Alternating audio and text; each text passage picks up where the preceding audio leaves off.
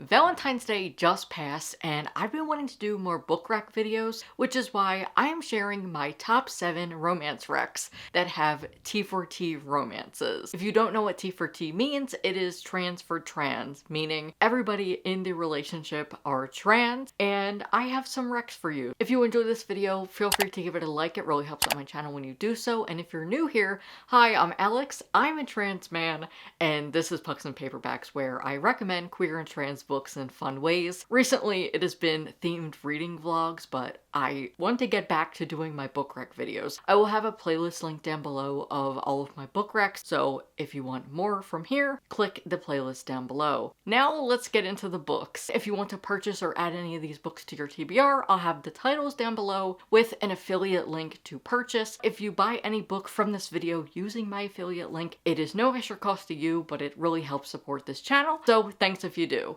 Now to the books. The first book I deem as the most romantic, and this is Caroline's Heart by Austen Chant. This is a Western novella following a trans woman named Cicely and a trans man who ends up getting shot at a saloon. He meets Cicely and she takes him in. And one thing about Cicely is that her soulmate, Caroline, died and she has kept her heart. So in order to save the trans man, she has given him Caroline's heart, and there is just so much going on in this book. There's magic, there is witchcraft, and I just think that this is a beautiful novella. So if you're looking to read something that is so romantic and it has trans representation, I highly recommend this. This video does include adult recs and YA rec, so my first YA rec is The Feeling of Falling in Love by Mason Deaver, which is one of my favorite YA T4T romances. This has fake dating, it has grumpy sunshine, and the only one bed trope. We're following Neil and Wyatt, who are roommates at a boarding school, and Neil is our main character. He is a trans boy, and he just broke up with his boyfriend. They weren't boyfriends, but they were seeing each other, and he realizes that he doesn't have a date to his brother's wedding. In comes Wyatt. But the thing is, Neil doesn't like Wyatt. Honestly, Wyatt is a saint. I still cannot believe that they even agreed to this. I loved seeing them grow together in this hotel room. It was so great, and I love Neil specifically because he is a messy trans boy and that boy is angry, and I just loved that representation. Trans rage is so important to show, especially in teenagers, and in Neil's case there was just a lot going on with his family. If you want a trans rom-com with One Direction references and the tropes that I mentioned, I highly recommend this book. It is one of my favorites. The other YA book is The Heartbreak Bakery by A.R. Capetta. I recommend this any chance I get, and if you like magic and baking, you will really enjoy this one. We are following Sid, who is a magical baker. Sid is agender and works at a bakery, and when Sid makes a breakup brownie recipe, everybody in Sid's life starts breaking up. I've made these brownies in a video, so I will link them up above, where I read books about queer bakers and baked some things. Ever since that video, I have been making these breakup brownies ever since. I made them a couple weeks ago. They are so good, and if you read this book, I highly recommend to make that recipe if you like brownies, because they're really good. However, they do not have the same magical effect as they have in the book. There is a romance in this book between Sid and a trans man who actually uses multiple pronouns, and I love the way that this was written because every time he comes in, there is a different pin with his pronouns, which I really enjoy. I think that that was great representation to show multiple pronouns because trans people can use different pronouns, and I just really enjoy this book. I think it is so sweet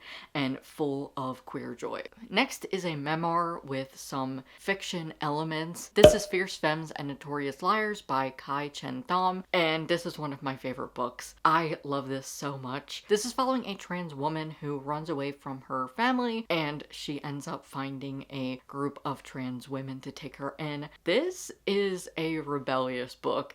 There is a lot of liberation, so if you're looking for romance and trans liberation, I loved this one so much. Kai Shan Tom is amazing. She is a great writer, and I really love her work. And there is a T4T romance in this book, which is why I'm recommending it in this video. There is a romance between her and a trans man, and I loved it so much.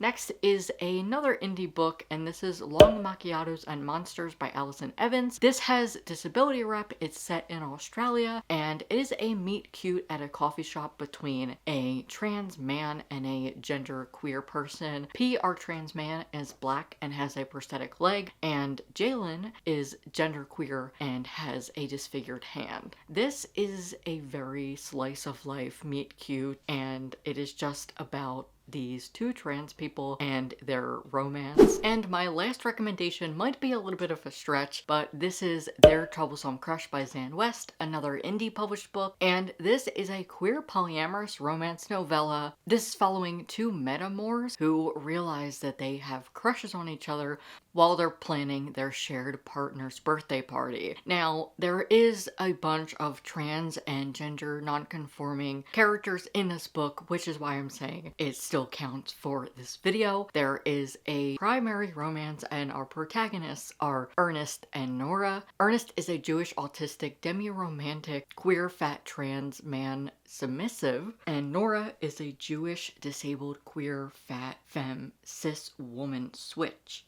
And in Ernest's case, he is grappling with the fact that he has never been attracted to somebody who wasn't trans, and they also talk about trying not to mess up the dynamic of their polyamorous relationship. The characters are also in their mid-30s and 40s, so this is an older romance, and it has BDSM. I just love this book for the romance, but also the fact that it talks a lot about being a fat trans person, especially a trans masc person, and how hard it is to be believed by medical staff and the acceptance of the community. I love Zan West, and I think that this is an incredible romance. This does have found family, and our disability rep is autism. This is by an actually autistic author, and there is type 1 diabetes rep. And those are all of my T4T romance recs. I hope you enjoyed this video. If you did, don't forget to give it a thumbs up. It really helps out my channel when you do so. If you have any recommendations for T4T romance recs, I would love to hear them in the comments. They must be T4T romance recs because that is the purpose of this video. And if you want more recommendations, I'm going to leave down below my friend Sage's video. They did a T4T romance recs video, so if you want more recs, go and watch their video. And if you're new here and you want more queer and trans book recs, feel free to hit subscribe. I hope to see you in my next video soon.